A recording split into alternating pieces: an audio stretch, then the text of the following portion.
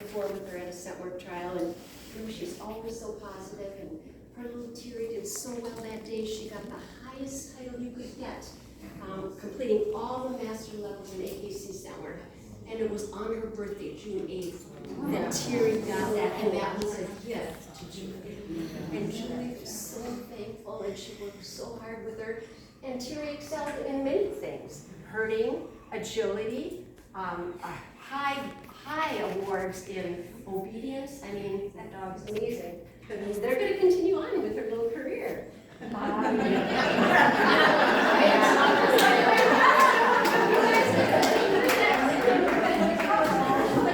I'll do my best, Julie. I know you will. Julie knows that too. One thing my daughter said to me, she said, "Mama," and I wrote some of this down just because I needed to. May we all know such peace to die or pass in the presence of a beloved animal, dog, cat, whatever. I mean, what a gift, right? And that blessed little girl just stayed right by her side. What a girl, right? And I know Julie is so happy with all this because it really means the world to her. I know it does, and I know she knows that. A couple of stories I'd like to share about Julie, and then I'd like any of you to also offer some. Like I said, I worked with Julie for many years, and Julie was a hard worker, and sometimes, I would need help with technical things or putting together a presentation or a video, and she'd say, "Oh, don't worry, Jackie, I'll help you." And I said, "Honey, don't you go home now and work on it." And that blessed lady would go home and work till 3 in the morning, and I said, "Hey, what time did you go to bed last night?" And she'd say, "Oh, it doesn't matter." I said, "Julie." And it was like 3 in the morning, and here she is at 6:30 ready to go to work. And it's like, dear God in heavens, how could there be anyone like that woman? She just amazed me. And there was something she put on Facebook, and this is kind of her little coy sense of humor. And so I'll read it. And I don't know, you probably are friends on Facebook with her, and you could read it yourself. It was from, I think it was like last November, like the day after Thanksgiving, and she said, "Walmart story, adventures in shopping at Walmart." This is just, she's so witty. And that's why I had to write it down. And she said, "Of course the carts were almost gone. I grabbed one and was told to step back. The employee waved her finger at me and said, 'No, you can't take that.' Finally, another cart wrangler came, and I grabbed a cart. And lo and behold, there was just a tangled mess everywhere. But I grabbed a cart and I made a run for it." Now, doesn't that just sound like Julie? I just grabbed a cart and I just ran. Well, not the running part. Figuratively. It's not But, Julie's definition of run, right? well, she ran as fast as she could. So there's a couple things I shared. Would anyone like to share some stories of Julie? And you don't have to, but if you feel I like... do have one from her cousin who lives in Missouri. So I've been speaking with her two cousins. Sue lives in Michigan, and her cousin Val lives in Missouri, and then she has another cousin, Finn, who lives in Texas. He's like 80-something, so I haven't talked to him. I don't know why, but So she said she woke up thinking of her dear cousin Julie this morning, and the thousands of emails we shared over the decades. So if you know Julie, she likes to email. I like to talk on the phone. She likes to email. I am in awe of the gift the German Shepherd Club is giving to our family and to Julie in the form of this wonderful, thoughtful memorial you are having today. Julie was so creative and so funny, a friend with whom you could either laugh or share your personal anguish and know that was safe with her. She had that hilarious, wonderful, dry humor. See, they knew that too. Exactly. Balanced with a caring heart and a shining intelligence. Above all, she adored her various furry children, and through that demonstrated her skills and professional abilities. I know she was proud of the German Shepherd Club and became immense in working to keep it great. Sometimes she would express frustration, as we all do when we have to deal with working with non-furry entities. Championship fish instead of people, that's what she said. But it was her chosen family with many friends there, and oh my gosh, it shows. And I know, speaking for our family, my sister Sue and my brother Lynn, that when we thank you again from the bottom of our hearts for all the work that you have done. And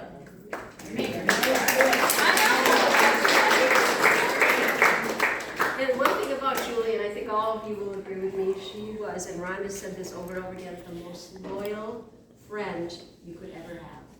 I mean, she was a gift. So. She dedicated her life to our German Shepherd breed. Yep. She did. 50 years, right? Probably, Yeah. Yeah. So, anyone likes to share, that's great. If you don't, that's fine too. I think the funny stuff is good. I'll share. And just simply, I'm not a dog, German Shepherd person. I do have a miniature poodle. That's good. But I also like Jackie, been Julie since 1990. I met her when I started at DHS. And, you know, a lot of people, believe it or not, used to get us confused. I noticed the short, dark hair at the time that we both used to have. And so they would give her my paycheck when they had paper paychecks. And they would give her my paycheck time and time again. And so I'd go get mine. And they're like, well, here you go, Julie. I was like, no, I'm Rita. And so then Julie and I would meet up in the middle. I was like, here's your paycheck. And salary is direct deposit because it's like, and they would give it to my paycheck forevermore. We'd have to keep doing that because we both continued to work there until she retired. I'm still there. But then I do have a dog story because it was okay, I'm from New Mexico, where I still live most of the year.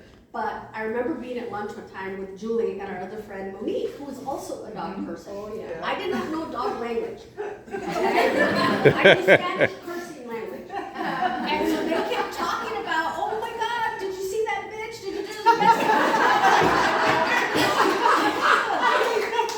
And I was like, what kind of friends do they have?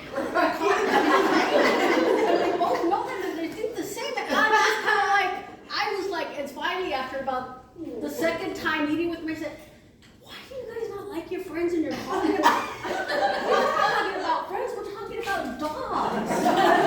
What? So they started educating me on, have you ever seen like the dog shows? I'm like, well yeah, I kind of, but I never like watch them. But that's what they call them. It's a female dog. So then they started, I was like, and then it's like, it was kind of like weird because you get used to it. Right. And it's like I understood exactly what they said. Oh yeah, she took this and this and this. You know, I'll share another work-related story with Julie is that Julie was super smart. I mean, I know the woman helped multiple people earn their master's degrees over time, and she herself had a couple of master's degrees. And there are times I would come to Julie and I'd ask her a question and she'd sit there and I knew she was thinking, so I wouldn't bother her. And every once in a while, she would look at me and she'd say, searching.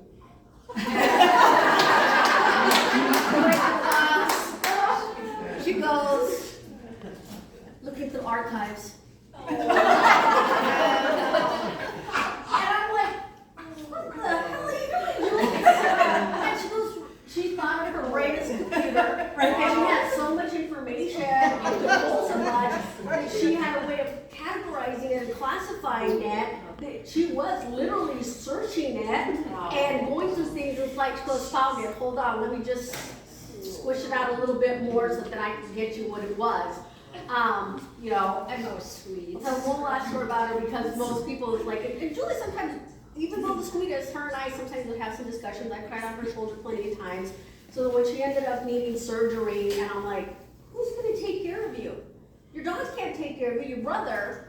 And my partner at the time and I decided, well, Julie, you have to come to our house, which I know she complained about afterwards, but I'm like, come on, Julie. She's like, come on, you're going to have to sleep in the recliner. That's going to be the best position for you. Do all this stuff. So she spent a week with us at our house. She did. That was very nice. And stuff. And it was fine. I was like, okay, what kind of things do you like, you know, that you can actually have, because you can't have Bailey's, anything fun. I said, because I know that was her favorite go-to drink, well, Bailey's and hot chocolate or Bailey's, and some of like nachos. Do that and stuff. But yeah, she was wonderful, smartest person I ever knew, that's for sure. Sweet, dependable. You know, and it's just like, I was just stunned. At the same time, I just like took such joy that she was probably at one of her happiest points in her life based on Terry's performance and that gift that Terry gave her. It was such a gift. And it was like, Such a gift. yeah. Well, thank you.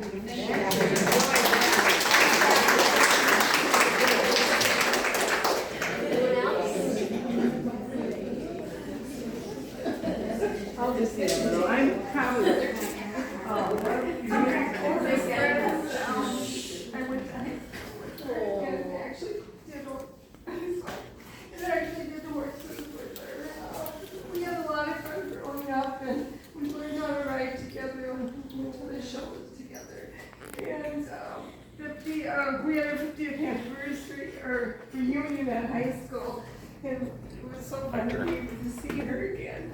And she said that I didn't change anything. That's all right, but she was a great friend, and here you know, this is how she was before. So, Well, thank you, Sharon.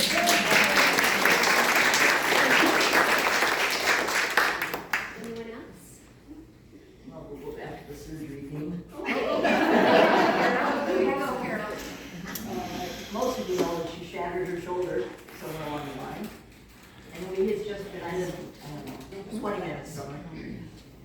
And many of us are single, we have a house, we have dogs, all our friends are in the same boat, so how are we going to take care of each other when we can't take care of ourselves? So we had just had this conversation about, you know, how we're going to do these things, and I had said, well, I'm retired now, if you need a ride someplace, call me. You know? And so it wasn't too long after that I hear that Julie has shattered her shoulder. And we won't go into that whole big story, but they needed to get her to physical therapy, which they thought would help this shattered shoulder. And so I said, okay, I'll take it. So we go the first 2 weeks in a row, we went to physical therapy, and they're telling me, no, we want you to do this, and we want you to do that, and it's going to be very easy because the surgeon doesn't want to put, you know, a whole lot of pressure on you, and I'm going backwards just watching it. So she went through that a couple weeks, and then she called me and said, now they want me to have surgery. I said, well, if I've been caught up, that's good. So, you know, when's your surgery? Well, it just happened to turn out that, well, I didn't have a whole lot going on. The day she was having surgery, it was the morning of a day I was getting a presentation that had been scheduled for 4 months. So, no problem, I'll take you. And so she had to be there, I don't know, 8, 9 o'clock. And we get her there in the morning, and we're waiting, and they're running late, and they're running late, and they're still running late. And, you know, we're here, right? You know, you're gonna do something about it. Yeah, I know, we're just a little slow, we'll get to her. So they did. And I went home, and they said they'd call me when she was ready to go home. Well, about 3 o'clock, I think that afternoon, I get a phone call from the surgeon, and he said, well, we're finished. It was pretty difficult surgery. Really? With all those little pieces, I never would have guessed. And so I said, is she ready to come home? Oh no, she'll be in recovery for a couple of hours. Okay, so it's 3 o'clock. She's going to be in recovery for a couple of hours. But presentation is 7. We should be okay. So I'm waiting and I'm waiting and waiting. Of course, they were running late and she wasn't getting out of recovery. And then the surgeon called and said she can go home now. It's 6:45. And I said, got a little problem here. So he said, well, we won't throw her out on the street. We'll keep her until you can come get her. Oh, that's good. So when I had dropped her off, or as I left her, I had said, you know, I've been thinking about this. I don't think you're going to like it, but we always say, we single people, you're going home, somebody's staying with you. Oh yeah, sure, everybody would say that. You don't have anybody, but whatever. And so I said, I've been thinking about it, and I just wasn't comfortable dropping her off at her house by herself when I'm only 20 minutes away if there isn't any traffic on the bridge. It can take me an hour and a half to get there. And I said, I don't want to risk that. She said, you know, I was kind of thinking this morning how I was going to manage that tonight. Yeah. So I couldn't go get her. The hospital was going to keep her. So I called a friend of mine who had met Julie a few times because Julie had come to my house for holiday meals or whatever. And so I called a friend of mine and I said, would you do me a really, really big favor? I said, could you go pick up Julie for me because I can't get there. Now my friend's in Stillwater. Julie's out in Little Cather or wherever the heck she was. I'm down in Cottage Grove. And so my friend Lois says, sure, and so I give her the information where she goes. She goes up to Little Cather, picks up Julie, and it turns out my girlfriends had collies for decades. Julie had a collie at started. So chatting all the way home, they got really into the collie conversation. They get to my house at 9:30 after all day long. And so I've been kind of trying to figure out what was going on. And my My friend Lois comes in and she shows me she's got 3 pages of instructions. Oh my. Okay, let's go through those, should we? Because I need to know what's going on. And so my first question is, where's she gonna sleep? I've got a recliner, I've got a couch that's long, she's got my bed, and no decision that she has to be in a recliner. Okay, that's easy. And fortunately, the last recliner I bought, I decided I owed it to myself. I bought a lift recliner. She would not be able to get up without that lift recliner. And so she couldn't do a thing for herself. So the first 3-4 days, I'd get her out, in the bathroom, clean her up. The very next morning, I get up and I say, so what do you like for breakfast? Now, I had seen her have breakfast a number of times, and it was nothing more than a power drink. So I didn't have anything in the house. She said, oh, I think bacon and eggs would be nice. And she knows I don't cook. So I said, well, I can't do bacon and eggs for you, but how about an omelet? Oh, really? I can do an omelet. I won't promise it's going to be perfect. I'm not perfect, but we'll get it done. So we took care of that. And she's eating, and now it's time to so what are we going to do all day? She said, I had a TV, but it's like, I was in the old house, I love my dog. Now, I have 3 dogs. One's a German Shepherd, who's very nicely trained in obedience. And I have 2 Schipperkes who are very nicely trained for Schipperkes. Because they're kind of a naughty little breed. So I have been keeping them locked out of the living room, because Julie was sleeping in the chair in the living room, and I had baby gates everywhere, as you all know. And so they were on the other side of the baby gate. Okay, fine. Also, and Julie, not the dog thing, knew her really well. So after things settled down a little bit, I said, let's kind of gradually integrate. So I let the German Shepherd, who was the oldest and the best trained of all my dogs, like competition. I opened the gate and she goes right over, and she's got her arm in a sling. Well, that looks like something I should retrieve. Okay, we'll change that. I have another little Schipperke who's 4, and she's just kind of weird, but she talks. She kind of sounds like a seal. And that darn Julie, I couldn't get her to do it on cue. Julie would sit there and go, so, Dee, what's new this morning? You go, would you like to tell me some more about that? Julie was, of course, it's right that she could get my dog to do it, I could. So anyway, it all turned out fine. We had a number of trips to the physical therapy after that. And I was amazed, because you all know Julie, how independent, stubborn, and I'm going to do it no matter what attitude she had. And so she's still like this, and I was changing bandages, and I swear she had 20 different incisions all over the place. I took bandages off to the So we fixed those all up, and they had said, yeah, we had to go into a number of places, because I had seen the x-ray, and there were pieces all over. So we got those starting to get changed. We were kind of getting used to it. She kept saying, no, it doesn't hurt. It doesn't hurt. I said, Julie, it has to hurt. Fess up here a little bit. She said, no, it's not bad. Okay. So we're heading off to her physical therapy. And again, they've got to do it, you got to do this and you got to do that. And so she'd be doing it, and wouldn't she come back and she'd do those doggone exercises. Now, I don't know about the rest of you, but if you give me 10, I want you to. And she was working on all 10 of those, there's a number of repetitions that she had to have, and I kept saying, are you sure it doesn't hurt? No, I'm fine. Totally is such a liar. And that's the way it was for almost 2 weeks. She just kept going and going and going and going. It was amazing. We had a lot of fun. As you know, she's got a sense of humor. Well, thank you for sharing.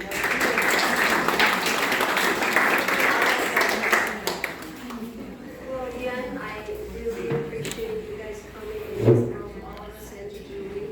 Make sure you get enough to eat and grab these free dogs and those mementos. Thank you very much.